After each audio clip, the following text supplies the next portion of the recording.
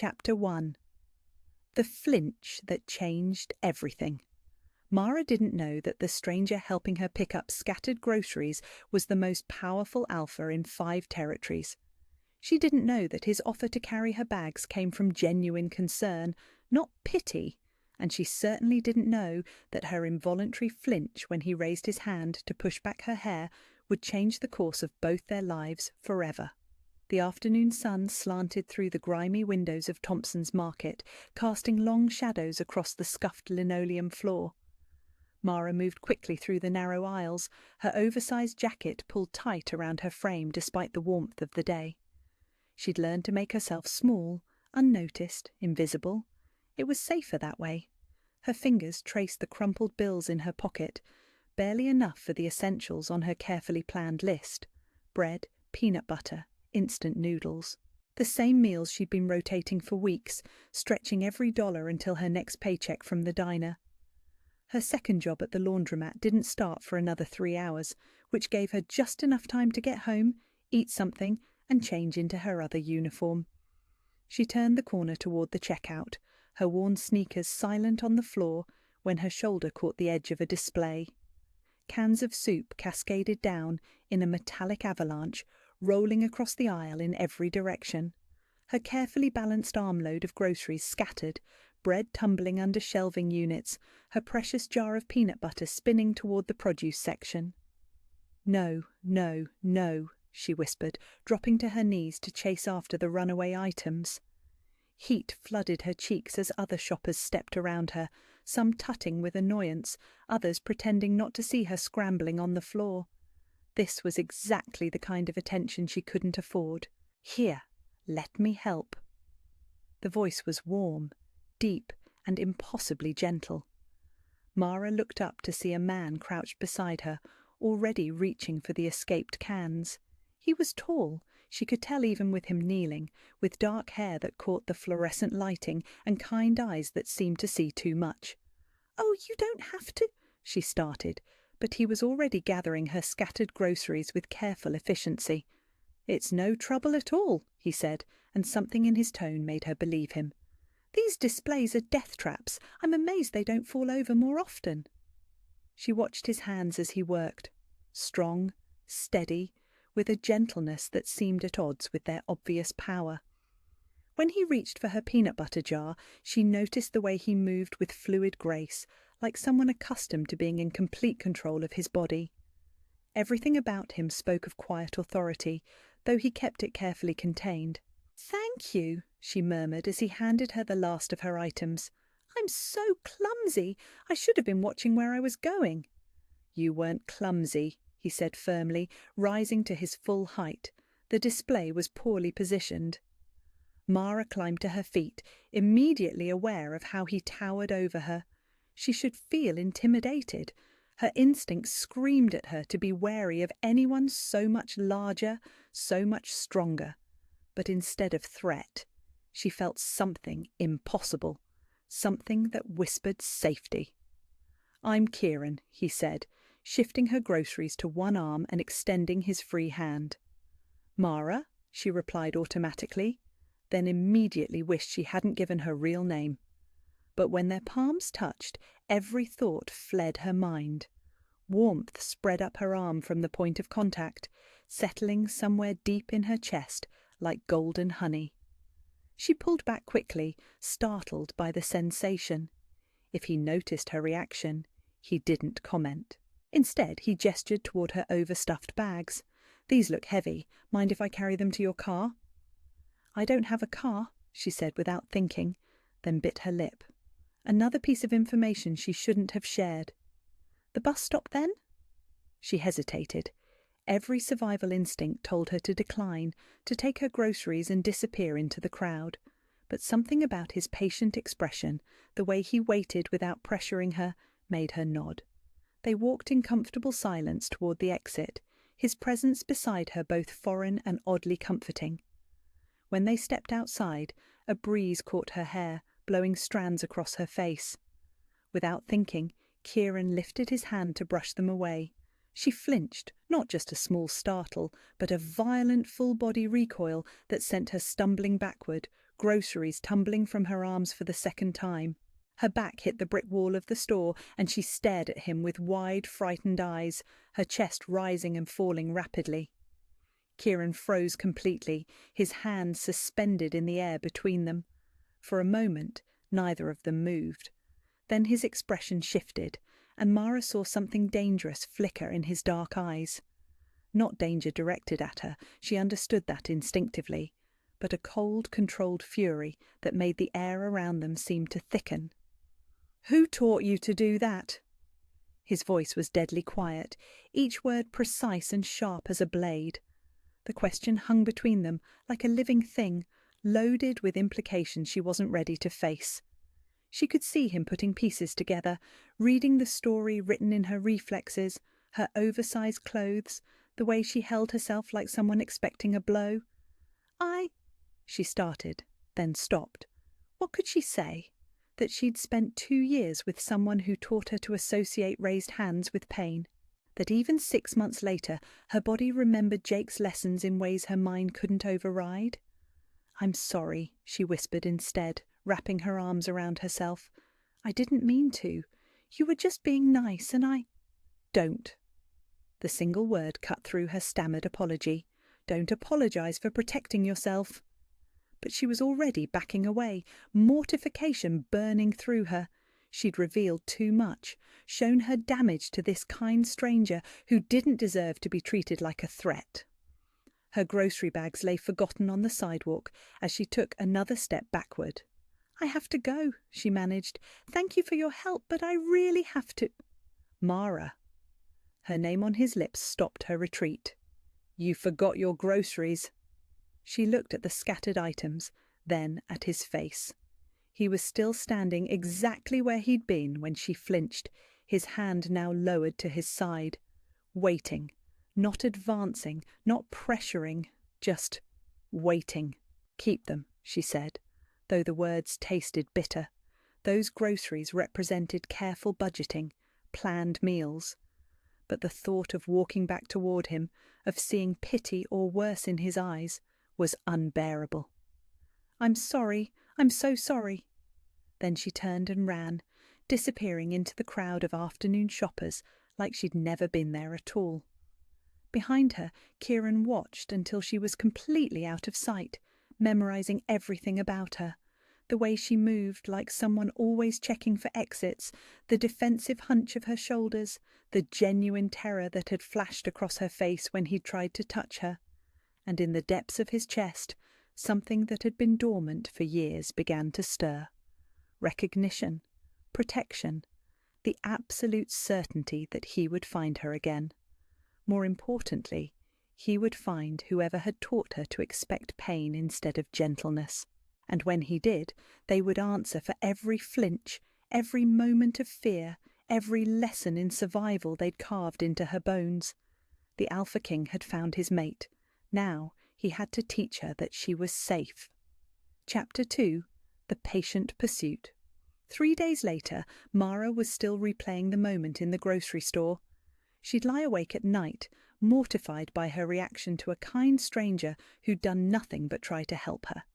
The way she'd flinched from his gentle gesture, the terror that had flooded her system, the groceries scattered across the sidewalk, it played on an endless loop in her mind. She convinced herself she'd imagined the fury in his dark eyes. He'd probably just been startled by her bizarre behaviour, maybe annoyed that she'd wasted his time. Who wouldn't be? She was damaged goods, jumping at shadows, seeing threats where none existed.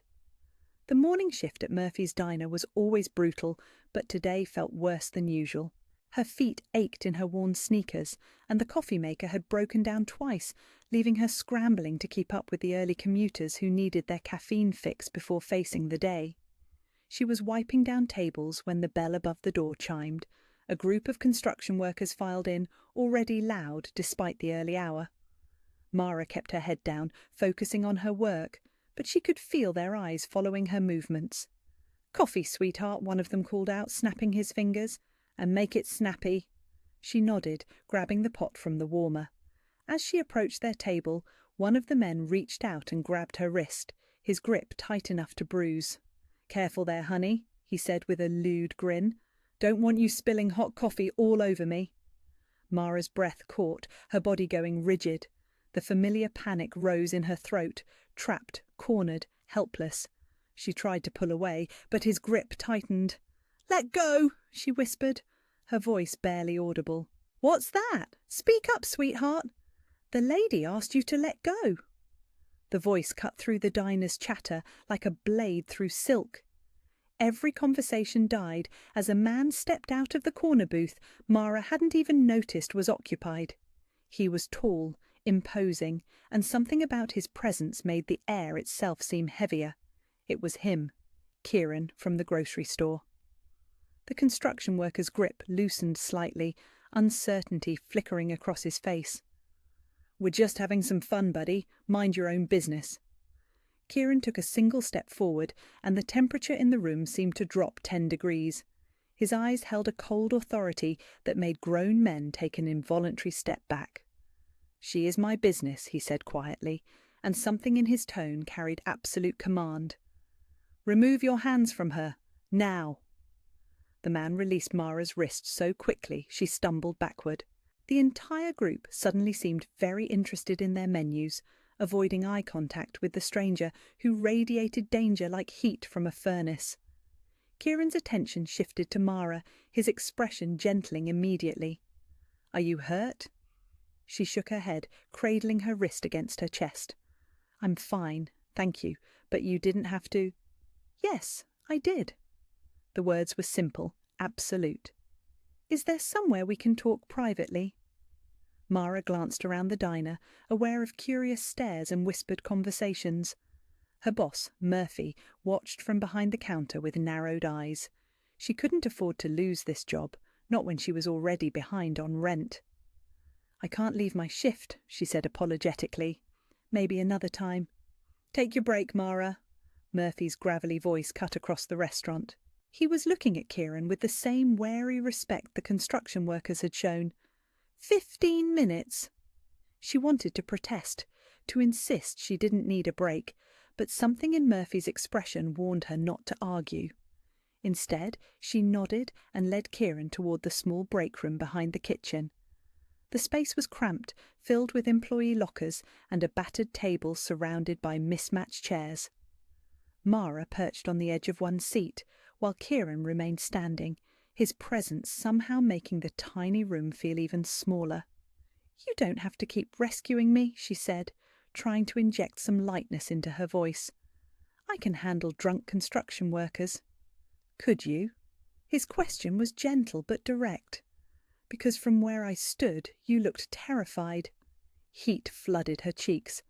"I was just surprised. I'm not used to—" She stopped, unsure how to finish the sentence without revealing more than she intended. "Not used to what? Being grabbed without permission? Being treated like property?" His voice carried that same controlled fury she remembered from the grocery store. "You shouldn't have to get used to that. No one should." Mara stared at her hands, twisted in her lap. "You don't understand. I don't exactly inspire respect in people. I'm just the waitress, the girl who brings your coffee and disappears. I'm nobody important." "Stop." The single word was so commanding that her head snapped up, meeting his dark eyes. "You are not nobody," Kieran said, his voice fierce. "You are not disposable or forgettable or deserving of rough treatment. Anyone who made you believe otherwise was lying to you." Something in her chest pulled tight at his words.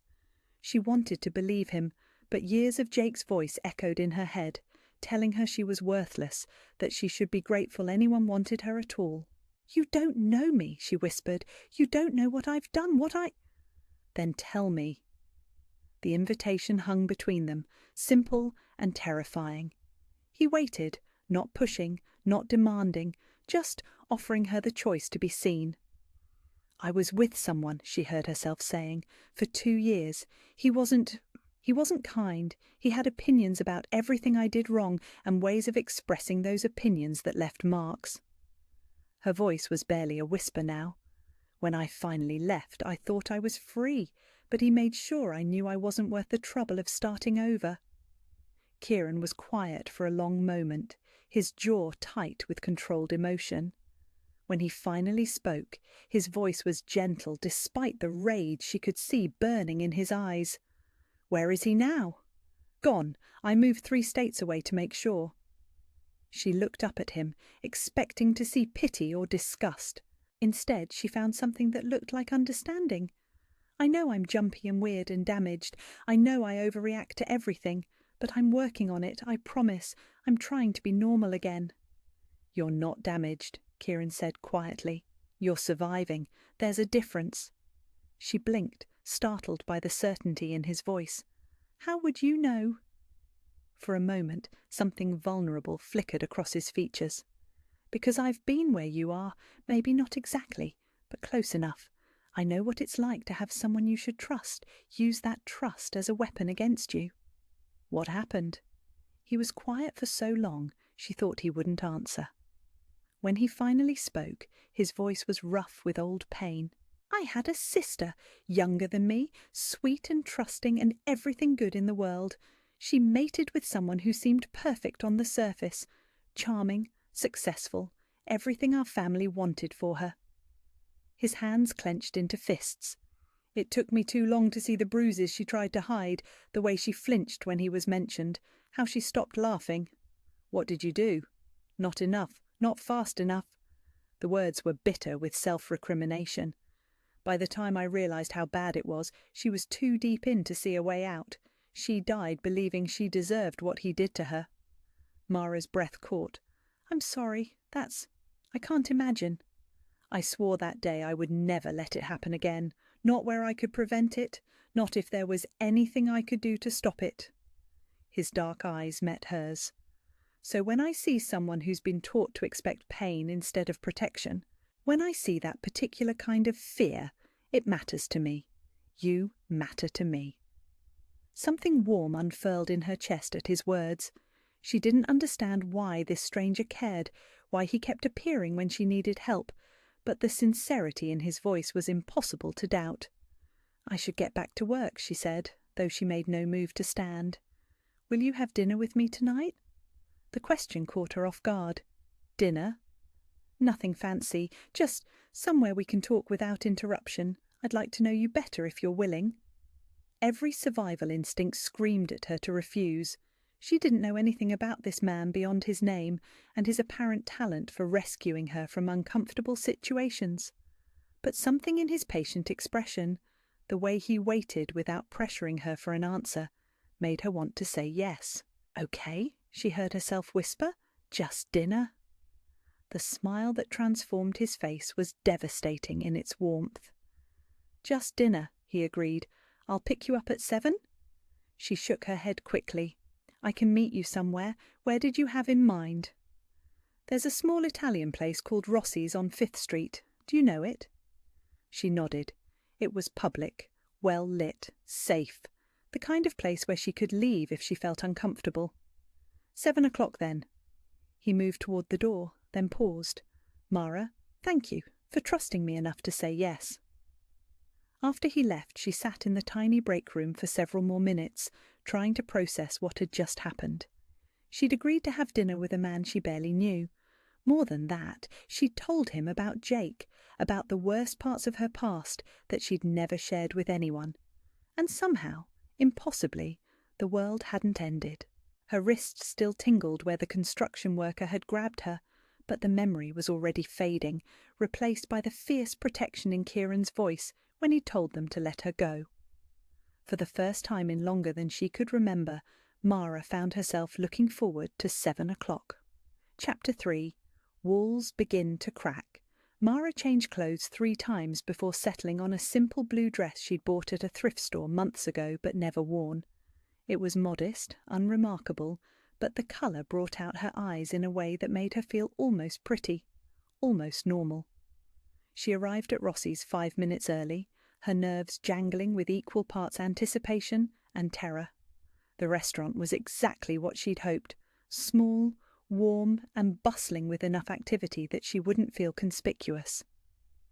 She chose a table near the window where she could see the street, old habits making her catalogue every exit before she'd even looked at the menu. Kieran arrived precisely at 7, and her breath caught at the sight of him. Away from the crisis situations where they'd met before, she could appreciate the quiet elegance in the way he moved, the careful control in his posture. He wore dark jeans and a simple button-down shirt, but somehow managed to look more sophisticated than men in expensive suits. "You came," he said, sliding into the seat across from her, and she caught something like relief in his voice. "You sound surprised."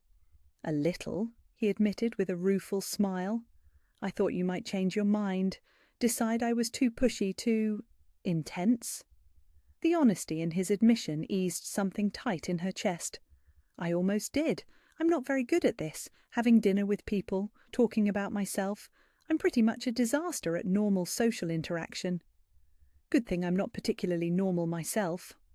The server appeared to take their drink orders, and Mara found herself grateful for the brief interruption.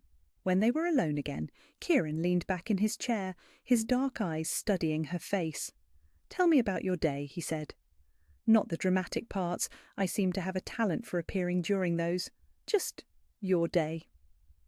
It was such an ordinary request, but something about it made her throat tight. When was the last time someone had asked about her day and actually wanted to hear the answer? "I worked at the diner until 3, then had to run home and change before my shift at the laundromat," she said carefully. "It's not very exciting." "2 jobs." She nodded, suddenly self-conscious. "The diner pays better, but the hours aren't consistent. The laundromat is steady, but doesn't pay much. Together, they almost cover rent and groceries." "That's a lot of work for one person." "It's what I need to do to stay independent." The words came out more defensive than she'd intended, and she immediately wished she could take them back. But Kieran didn't look judgmental or pitying. If anything, his expression held something like respect. "Independence is important to you." "It is." She hesitated, then found herself continuing. "For a long time, I wasn't independent. I was dependent on someone else's moods, someone else's approval, someone else's version of what my life should look like. I'd rather work myself to exhaustion than go back to that. Even if it means you're barely scraping by. Especially then." She met his eyes steadily. "Money can't buy back self-respect once you've lost it."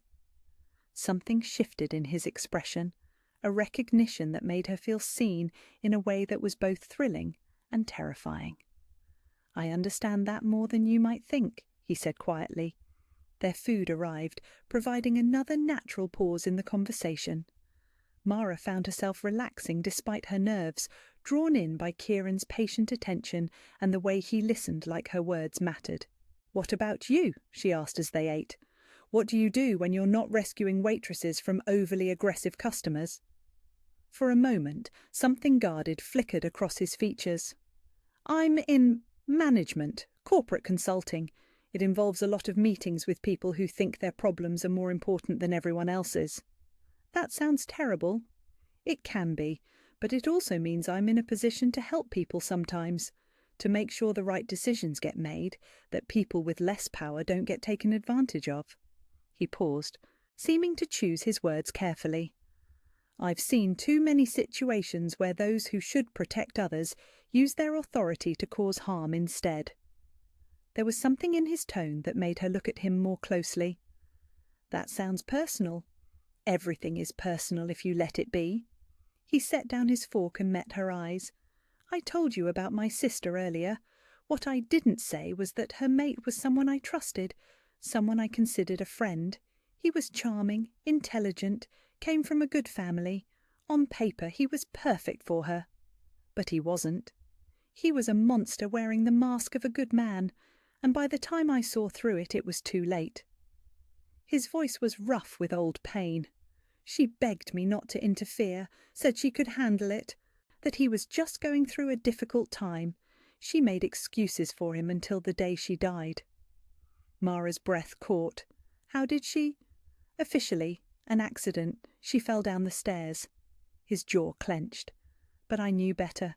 She'd called me the night before, crying, saying she'd finally decided to leave him. The next morning she was dead." "Oh God, Kieran, I'm so sorry." I should have acted sooner, should have forced her to see what he was doing to her, should have protected her better. The words were bitter with self-recrimination. Instead, I respected her wishes, gave her space to make her own choices, and it killed her. Without thinking, Mara reached across the table and covered his clenched fist with her hand. It wasn't your fault. You can't force someone to leave an abusive situation. They have to be ready to see it themselves.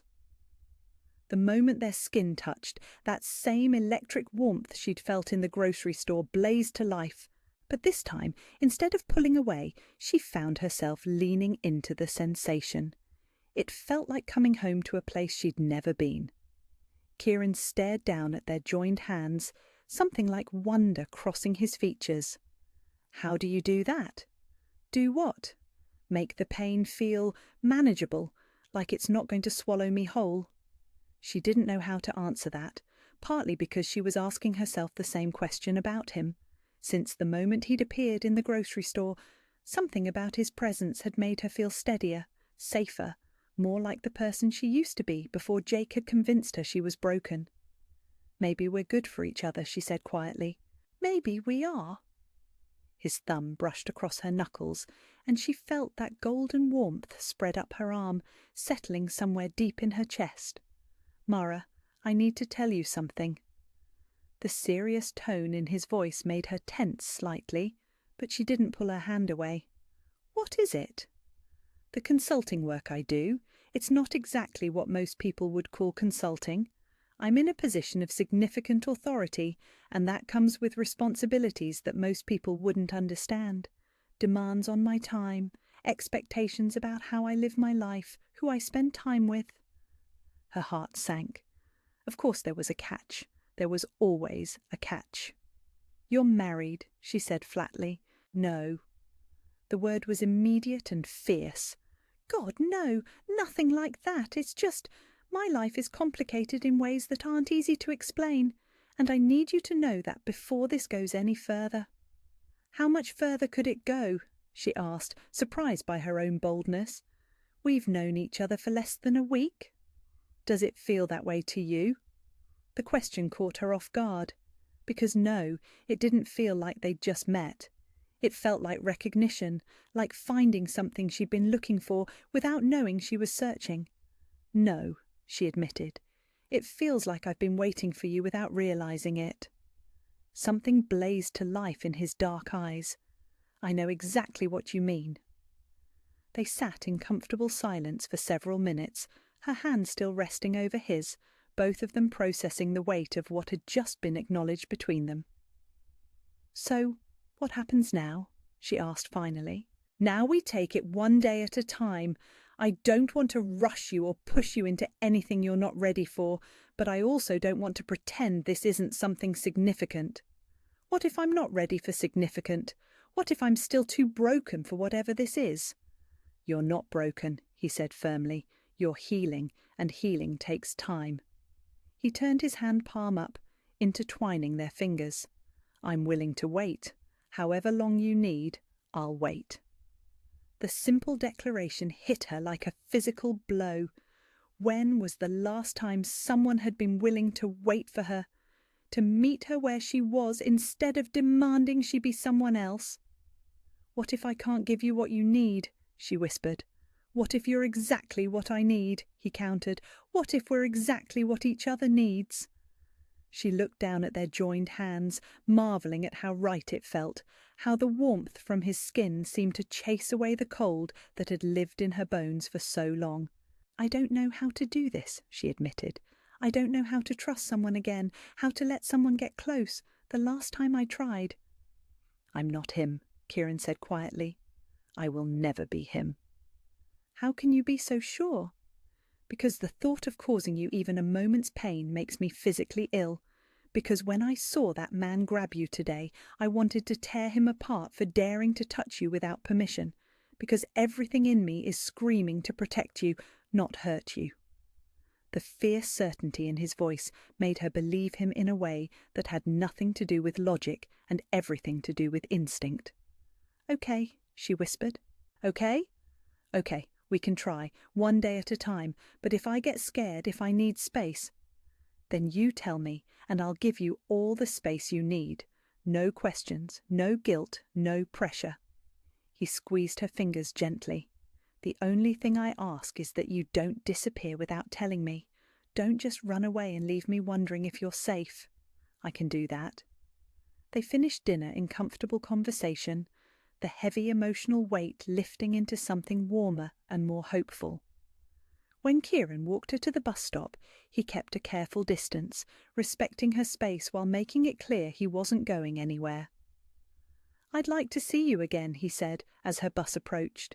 "Maybe this weekend? Something casual, a walk in the park, coffee, whatever makes you comfortable."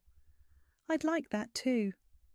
As she climbed onto the bus, she turned back to wave goodbye. He was still standing exactly where she'd left him, watching to make sure she got safely aboard. The sight of him, patient, protective, constant, made something warm and golden bloom in her chest. For the first time in years, Mara fell asleep without checking the locks on her door twice. She was starting to believe that maybe, just maybe, she was actually safe. Chapter 4. When Protection Becomes Claiming. 2 weeks had passed since their first dinner, and Mara found herself looking forward to Kieran's daily visits to the diner with an anticipation that both thrilled and terrified her. He came every morning at exactly 9:30, ordered black coffee and whatever Murphy was calling the special that day, and stayed just long enough to make her smile before disappearing back into whatever mysterious corporate world he inhabited. Today felt different, though. There was an energy in the air that made her skin prickle with unease, like the electric tension before a thunderstorm. She'd been jumpy all morning, dropping silverware and startling at every sound. Even Murphy had noticed, shooting her concerned glances from behind the counter. She was refilling the coffee station when the bell above the door chimed. Her heart lifted automatically. Kieran was early today. But when she turned around, the world tilted sideways. Jake stood in the doorway, his familiar bulk filling the frame like a dark omen. He was bigger than she remembered, his arms more muscled, his presence more menacing. Prison had not been kind to him, but it had made him harder, more dangerous. "Hello, baby," he said, his voice carrying that same false sweetness that had always preceded his worst moments. "Miss me?" Mara's blood turned to ice in her veins. The coffee pot slipped from nerveless fingers, shattering against the floor in a spray of hot liquid and ceramic shards. Several customers looked up with mild interest, but none of them understood what they were witnessing. The complete destruction of the safe little world she'd built for herself. "What are you doing here?" she whispered, backing toward the counter. "You're supposed to be—" "In prison?" Jake's laugh was sharp, ugly. "Good behaviour, sweetheart. Early release. First thing I did was come looking for my girl." His eyes raked over her in a way that made her skin crawl. "You look good, Mara, real good, though I see you're still dressing like a nun." "I'm not your girl," she managed, surprised by the steadiness in her own voice. "We're done. We've been done for over a year." "Now that's where you're wrong." Jake took a step closer, and she could smell the familiar combination of cheap cologne and stale cigarettes that had once made her stomach turn. "See, I've had a lot of time to think about us, about what went wrong, and I realized that I was too easy on you before, too willing to let you have your little tantrums and walk all over me." Murphy appeared at her elbow, his weathered face hard with concern. "Everything okay here, Mara?" Jake's attention shifted to the older man, his expression turning predatory. "We're just having a private conversation, Pops. Why don't you mind your own business?" "She is my business," Murphy said steadily. "This is my place, and she's under my protection here." "Your protection?" Jake laughed again, the sound carrying a threat that made the other customers shift uncomfortably. "You think some old man with a bad hip is going to protect her from me?" He moved faster than Mara remembered him being capable of, crossing the space between them in 2 quick strides. Before she could react, his hand closed around her wrist like a vice, his fingers digging into the exact spots where bruises used to bloom like dark flowers. "We're leaving," he said, his voice dropping to that dangerously quiet tone she remembered too well. Now. No. The word came out stronger than she felt. I'm not going anywhere with you. His grip tightened until she gasped, and she saw the familiar flicker of rage in his eyes that had always preceded the worst of his violence. You don't get to tell me no anymore, he hissed, pulling her toward the door. I've spent 18 months thinking about all the ways you're going to make this up to me. Panic flooded her system, but underneath it was something else, something fierce and defiant that she hadn't felt in years. She'd survived without him. She'd built a life, found work, made friends. She'd even started to believe she might be worthy of kindness, of protection, of love. She was not going back to being his victim. Let go of me, she said, loud enough that every person in the diner could hear her. I said, let go of me. Shut up, Jake snarled, raising his free hand as if to strike her. Remove your hands from her, now. The voice cut through the diner's tension like a blade through silk, carrying an authority so absolute that every conversation died instantly. Jake froze mid-motion, his hand still raised, as Kieran stepped through the doorway. But this wasn't the gentle, patient man who brought her flowers and listened to her talk about her day. This was something else entirely, something that made the air itself seem to thicken with barely contained violence.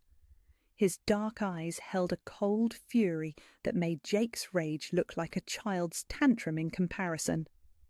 "Who the hell are you?" Jake demanded, but Mara could hear the uncertainty creeping into his voice.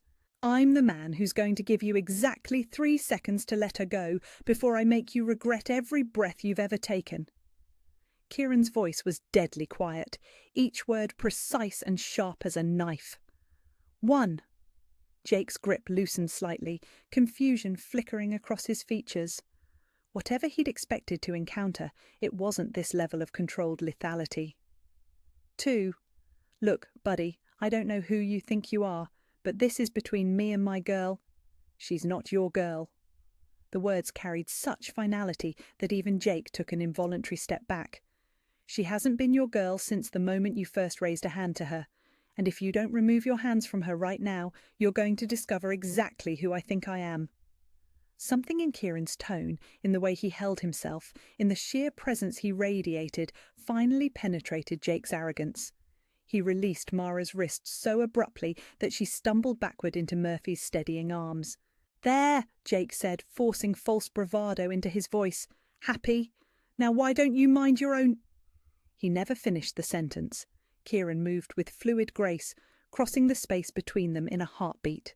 Jake found himself pressed against the wall, Kieran's hand around his throat, his feet barely touching the ground. "Listen very carefully," Kieran said, his voice carrying a supernatural command that made every person in the diner freeze. "She is under my personal protection. If you come near her again, if you so much as think about her, if you breathe the same air as her, I will find you, and when I do, what happens next will make whatever you experienced in prison feel like a vacation." Jake's eyes bulged as he struggled against Kieran's grip, but he might as well have been trying to move a mountain. You can't. I'll call the cops. Please do." Kieran's smile was sharp as broken glass. "I'm very curious to hear you explain to them why you violated your restraining order to harass the woman you were convicted of assaulting." "There's no restraining order." "There is now." The certainty in Kieran's voice brooked no argument.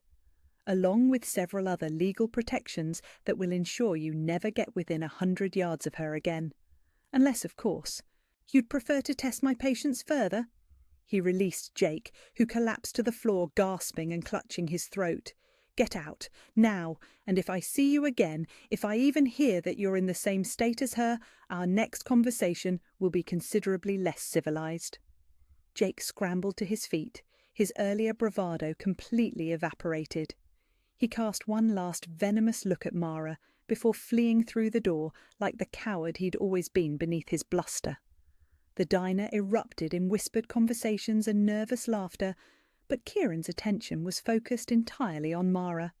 His expression gentled immediately as he approached her, his hands visible and non-threatening. "Are you hurt?" His voice was soft now, all traces of the lethal authority from moments before carefully contained. "Did he hurt you?" Mara looked down at her wrist, where Jake's fingers had left red marks that would probably bruise by evening. But for the first time, the sight of those marks didn't fill her with shame or fear. Instead, she felt something like wonder. "I'm okay," she said, and realized she meant it. "I'm actually okay." "You're sure? We should probably get you checked out. Make sure—" "Kieran." She stepped closer to him, close enough to see the concern and barely controlled rage warring in his dark eyes. "Thank you for protecting me, for making him leave." "You don't need to thank me for that. Anyone would have—" "No." She shook her head firmly. "Not anyone. Most people would have looked the other way, would have decided it wasn't their problem. But you—" She reached out tentatively, her fingers brushing against his hand. "You called me yours?" Something blazed to life in his eyes at her words. "I did." "Did you mean it?" "Yes." The word was immediate, certain, final. "I meant every word." The diner around them seemed to fade away as they stood there, connected by touch and the weight of what had just happened between them. Mara felt the familiar golden warmth spreading from their joined hands, but this time it was accompanied by something else, a sense of belonging, of being claimed and choosing to be claimed in return. "I want to be," she whispered. "Yours, I mean, if you'll have me." "If I'll have you?" His laugh was breathless, amazed. "Mara, I've been yours since the moment you flinched away from my hand in that grocery store. I just didn't know if you'd ever want to be mine." Before she could lose her nerve, she rose on her toes and pressed her lips to his. The kiss was soft, tentative, but it sent shockwaves through her entire system. This was what it felt like to choose affection instead of endure it, to give love instead of having it demanded from her. When they broke apart, she saw her own wonder reflected in his eyes. "Mine," he whispered against her lips, the word a promise and a prayer. "Yours," she agreed, and for the first time in her life, the word felt like freedom instead of surrender. The other customers burst into spontaneous applause, and Mara found herself laughing despite the lingering adrenaline in her system. Murphy appeared at her elbow with a cup of coffee and a knowing smile. "About time," he said gruffly. "That boy's been making moon eyes at you for weeks." "Murphy." "Take the rest of the day off," he continued, "and tomorrow too. Hell, take the week. You've got some things to figure out." As Kieran led her outside into the afternoon sunshine, his arm solid and protective around her shoulders, Mara marvelled at how much her world had changed in the space of 20 minutes. Jake's reappearance had been her worst nightmare, but instead of destroying her carefully built sense of safety, it had somehow made her stronger. She was no longer the terrified woman who jumped at shadows. She was someone worth protecting, worth fighting for, worth claiming, and she had finally found someone willing to do all three. Chapter 5. Learning to Heal. Together, Kieran's home was nothing like what Mara had expected. Instead of the cold, imposing mansion she'd imagined someone with his authority would inhabit, he led her to a comfortable 2-story house nestled in a quiet neighbourhood. The front yard was filled with carefully tended flower beds, and warm lights spilled from the windows like a promise of sanctuary. "It's beautiful," she said, as he helped her out of his car, her voice still shaky from the afternoon's events. "It's home," he replied simply, then paused. "Or it will be, if you want it to be." The weight of the invitation settled between them as he guided her up the front steps. He unlocked the door with careful movements, then stepped aside to let her enter first, always giving her the choice, always respecting her need to control her own movements. The interior was warm and inviting, with soft lighting and comfortable furniture that looked like it was meant to be lived in rather than admired. Built-in bookshelves lined one wall, filled with an eclectic mix of novels and reference books. A stone fireplace dominated the opposite wall, with framed photographs arranged on the mantel. "The guest room is upstairs," Kieran said gently. "Private bathroom, locks from the inside. You can stay as long as you need, days, weeks, forever, whatever feels right to you." Something in her chest loosened at his words. No pressure, no expectations, just the simple offer of safety. "What about your consulting work? Won't having me here complicate things?" "Let me worry about that." He moved to the kitchen, putting space between them while still remaining close enough that she could see him. "Are you hungry? I could make us something to eat, or we could order in if you prefer." "You cook?" "I try to cook. Whether I succeed is a matter of some debate." His smile was gentle, designed to ease the tension she carried in her shoulders. "Fair warning, I make terrible pasta but excellent grilled cheese." For the first time since Jake had walked into the diner, Mara felt herself smile. Grilled cheese sounds perfect. She watched from the kitchen table as Kieran moved around the space with easy familiarity. His movements were precise, controlled, but there was something domestic about seeing him butter bread and heat the skillet that made her feel safe in a way she hadn't experienced since childhood.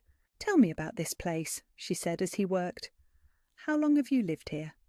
"About 5 years. I bought it after—" He paused, seeming to choose his words carefully. "After I realised that my work required a different kind of base of operations than what I'd been using before. Somewhere that felt like home instead of just headquarters." "It does feel like home," she agreed, letting her gaze wander over the warm details. Plants on the windowsill, a well-worn cookbook left open on the counter, a coffee mug with a chip in the handle that he'd obviously kept because it was comfortable rather than perfect. They ate in companionable silence, and Mara found herself marvelling at how normal it felt. This morning she'd been terrified and alone.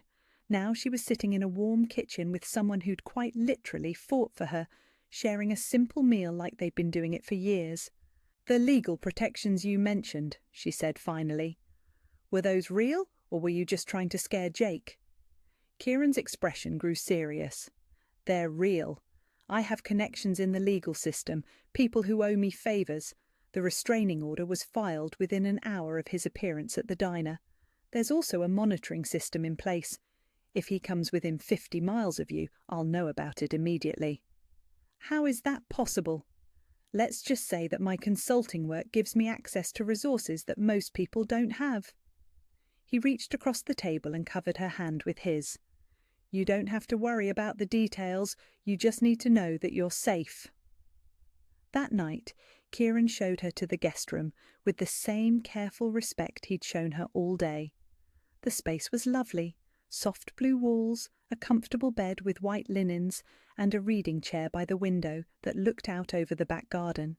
"There are extra blankets in the closet if you get cold, and the bathroom is fully stocked," he said from the doorway. "I'll be right across the hall if you need anything at all." Mara nodded, suddenly overwhelmed by the kindness, by the sheer magnitude of how much her life had changed in a single day. "Kieran?" "Yes?" "Thank you. For everything. For protecting me. For bringing me here. For—" Her voice broke slightly. "For making me feel like I'm worth protecting." "You are worth protecting," he said fiercely. "Don't ever doubt that." The days that followed fell into a rhythm that felt both foreign and perfectly natural. Kieran left early each morning for his mysterious work, but not before bringing her coffee and asking about her plans for the day. He never pressured her to talk about what had happened with Jake, never pushed for more intimacy than she was ready to offer. Instead, he created space for her to simply exist without fear. On the third day, she found him in the kitchen attempting to make pancakes with results that could charitably be called disastrous. "Need help?" she asked, trying not to laugh at the flour that somehow covered every surface, including his hair. "I'm beginning to think cooking is not one of my natural talents," he admitted ruefully. "Let me." She moved to stand beside him at the stove, close enough that their arms brushed as she took over the spatula.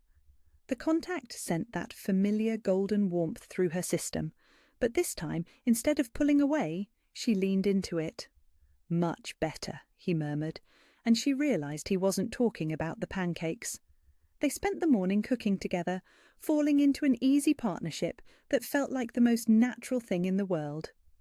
When flour ended up on her cheek, Kieran brushed it away with gentle fingers, and she didn't flinch. When his hand covered hers to help flip a pancake, she found herself turning her palm up to intertwine their fingers. "I'm not afraid of you anymore," she said quietly as they cleaned up afterward. "You were never supposed to be afraid of me. I know that now, but before, when men were angry or upset, it meant pain was coming. You're the first person who's ever been furious on my behalf instead of at me." He stopped washing dishes to look at her fully. "I will always be furious on your behalf. Anyone who hurts you, anyone who makes you feel small or worthless or afraid, they'll have to go through me." "What if someone hurts you?" The question surprised her with its intensity. "What if protecting me puts you in danger?" "Then that's a price I'm willing to pay." "Kieran, no, listen to me." He dried his hands and turned to face her completely. "You need to understand something. What I feel for you, this connection between us, it's not casual, it's not temporary. It's the kind of bond that changes everything about how you see the world." Something in his tone made her study his face more carefully. "What aren't you telling me?" For a moment, he looked like he was wrestling with some internal decision. Then he seemed to come to a resolution. "There are things about me, about what I am, that are difficult to explain. My work, my responsibilities, the resources I have access to, none of it is as simple as corporate consulting." "Are you in some kind of trouble? Is being with me putting you at risk?" "No, it's the opposite. Being with you makes everything else worth it." He reached for her hands, cradling them gently between his palms. "I just need you to know that my life comes with complications, expectations from others about how I should live, who I should prioritize, and I want to be completely honest with you about what you're choosing if you choose me." "What am I choosing?" "Someone who will never put anyone or anything ahead of your safety and happiness. Someone who will spend the rest of his life making sure you never have to be afraid again. Someone who loves you more than he knew it was possible to love another person." Her breath caught. "You love me?" "I love you," he confirmed, his voice steady and sure. "I loved you the moment you flinched away from my hand, and I realized someone had taught you to expect pain instead of tenderness. I loved you when you trusted me enough to have dinner with me, despite being terrified. I loved you when you stood up to Jake instead of letting him drag you away. And I love you now, standing in my kitchen covered in pancake batter, letting me see you without your armour." Tears sprang to her eyes, not from sadness, but from the overwhelming relief of being seen completely and loved anyway. "I love you too," she whispered. "I didn't know I was capable of it anymore, but I do. I love you." When he kissed her this time, it was different from their first kiss in the diner. That had been about claiming and choosing. This was about healing and hope. It was soft and sweet and full of promise, a pledge that they would build something beautiful together from the broken pieces of their past. "Mine," he murmured against her lips. "Yours," she agreed, and meant it with every fibre of her being. That night, for the first time in longer than she could remember, Mara fell asleep without checking the locks on her door. Instead, she drifted off thinking about the way Kieran's eyes had lit up when she'd said she loved him, about the warmth of his hands and the safety of his presence. She was learning to trust again, learning to love again, learning to believe that she deserved both. And for the first time in years, the future looked bright enough to hope for. Chapter 6. New Beginnings. 3 weeks later, Mara woke up in Kieran's arms instead of checking the exits. The transformation hadn't been immediate or dramatic. Healing never was. But somewhere between morning coffee conversations and evening walks in his garden, between his terrible cooking attempts and her gentle corrections, between quiet moments of simply existing together without fear, she had become someone new. Someone who laughed at his dry humour about territorial disputes in corporate meetings. Someone who wore the soft blue dress he'd bought her because she loved the way his eyes lit up when he saw her in it. Someone who had traded hypervigilance for hope, survival mode for the radical act of living. This morning was different, though. There was an energy thrumming beneath Kieran's calm exterior, a barely contained excitement that made her curious. "What aren't you telling me?" she asked over breakfast, noting how he kept glancing at his phone with unusual urgency. "There's something I need to explain to you," he said carefully. "About my work, about who I really am. I've been putting it off because I wanted you to feel safe first, wanted you to trust me first. But if we're going to build a future together, you deserve to know everything." Mara set down her coffee cup, studying his face. "Okay, tell me." He took a deep breath, and when he spoke, his voice carried that same authority she'd heard in the diner when he'd faced down Jake. "I'm not exactly a corporate consultant. I'm the Alpha King, leader of the Northern Territories Pack Alliance. What you saw in the diner, the way people respond to me, the resources I have access to, it's because I have authority over 5 territories and answer to no one except the Council of Elders." She blinked, processing his words. "Alpha King, as in werewolves?" "Shifters, yes. And you—" He reached across the table to take her hand. "You're my mate. The bond you've been feeling. The way we're drawn to each other, the way touching me makes you feel warm and safe. That's the mate bond. It's why I knew from the moment I saw you that you were everything I'd been searching for." Mara stared at him, waiting for disbelief or fear to kick in. Instead, she felt a strange sense of pieces clicking into place. His otherworldly calm, the way his presence made her feel instantly safe, the golden warmth that spread through her whenever they touched. It all made sense now. "So when you said your life comes with complications, I meant that being with me means being Luna to an entire alliance of packs. It means people will look to you for guidance, protection, leadership. It means your safety will always be a priority, not just for me, but for hundreds of others who see your well-being as tied to their own stability. And if I can't handle that, if I'm too broken for that kind of responsibility?" His grip on her hand tightened. "You're not broken. You're the strongest person I know. But even if you were, even if you never felt ready for the public aspects of being Luna, I would choose you over every duty, every expectation, every political alliance I've ever made." "You can't mean that." "I can, and I do." His voice was fierce with certainty. "I spent years believing that duty came before everything else, that personal happiness was a luxury I couldn't afford. Then I met you, and I realized that protecting you, loving you, building a life with you, that is my duty now. Everything else is just politics." Before she could respond, his phone buzzed with an urgent text. He glanced at it and sighed. "The Council of Elders wants to meet you," he said. "Apparently word has gotten out that I've found my mate and they're curious." "When?" "Now, if you're willing. They're waiting in the conference room at PAC headquarters." Mara felt a familiar flutter of panic, but underneath it was something new, a steady confidence that she barely recognized as her own.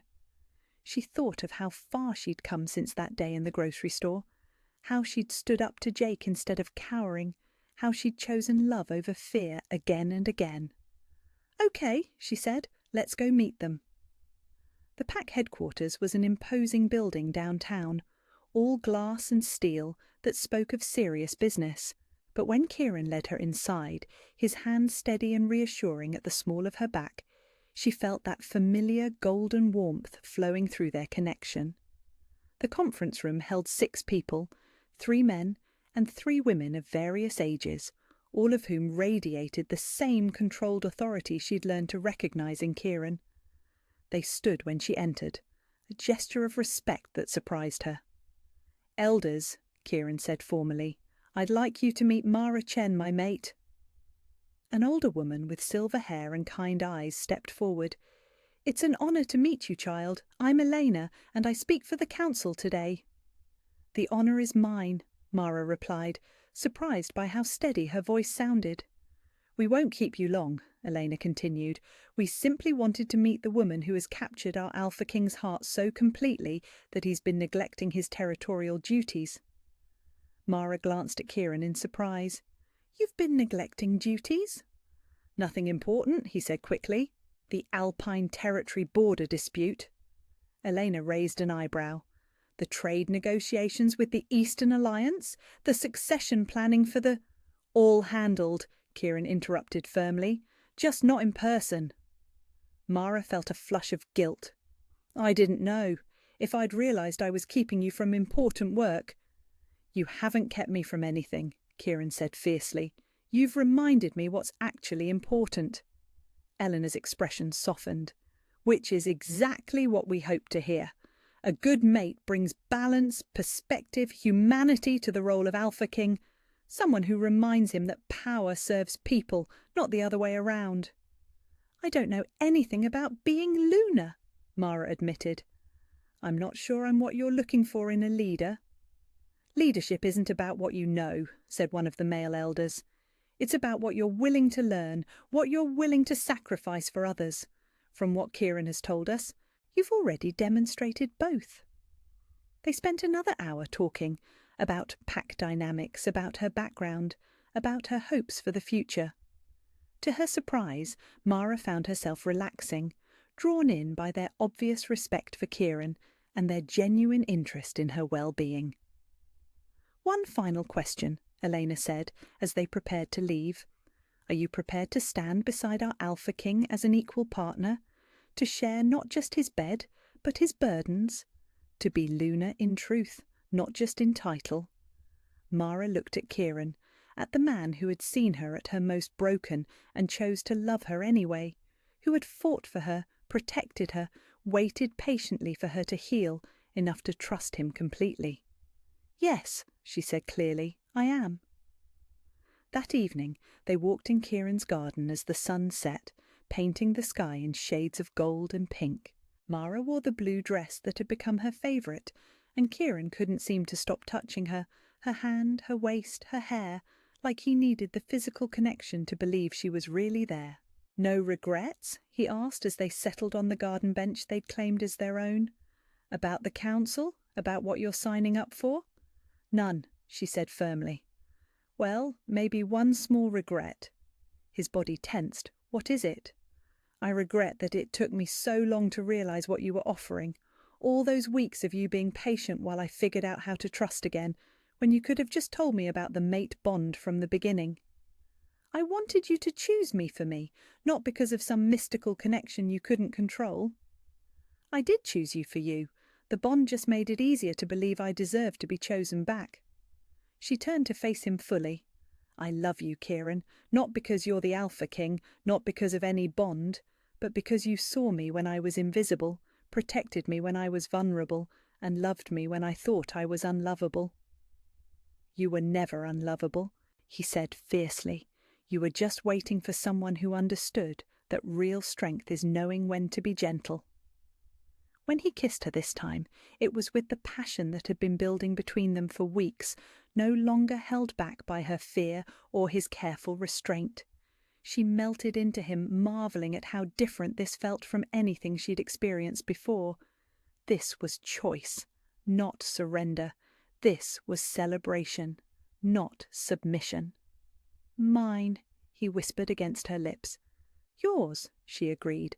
Always yours. Will you marry me? The question tumbled out of him like he couldn't hold it back any longer. I know it's soon, I know we're still figuring things out, but I can't imagine my future without you in it. I want to wake up next to you for the rest of my life. I want to build something beautiful with you, something that proves love really can heal anything. Yes. The word came without hesitation, without fear, without doubt. Yes, I'll marry you.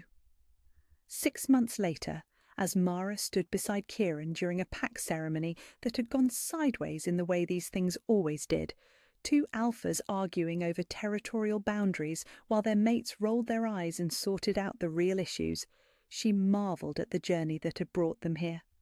The woman who had flinched away from kindness was gone, replaced by someone who could stand confidently beside the Alpha King and know she belonged there. Someone who had learned that true strength wasn't avoiding all wounds, but choosing to heal them with someone patient enough to wait and strong enough to protect what was precious. As Kieran handled the dispute with the same gentle authority he'd shown her from the beginning, she felt that familiar golden warmth spreading through their bond. He glanced at her across the room and smiled, the same devastating smile that had been undoing her defences since the day they met. Some bonds were written in destiny, but the best ones were built through daily choice, patience, and the radical act of letting yourself be loved. And as she smiled back at her mate, her husband, her partner in all things, Mara knew she had finally found her way home. Before we continue, please take 2 seconds to like this video if you're enjoying Mara and Kieran's journey together. What's your favourite moment of healing in a relationship? Share in the comments below. I love hearing your thoughts on these stories. And don't forget to subscribe for more Alpha King stories that prove love really can conquer all. Where are you listening from? Let's meet in the comments.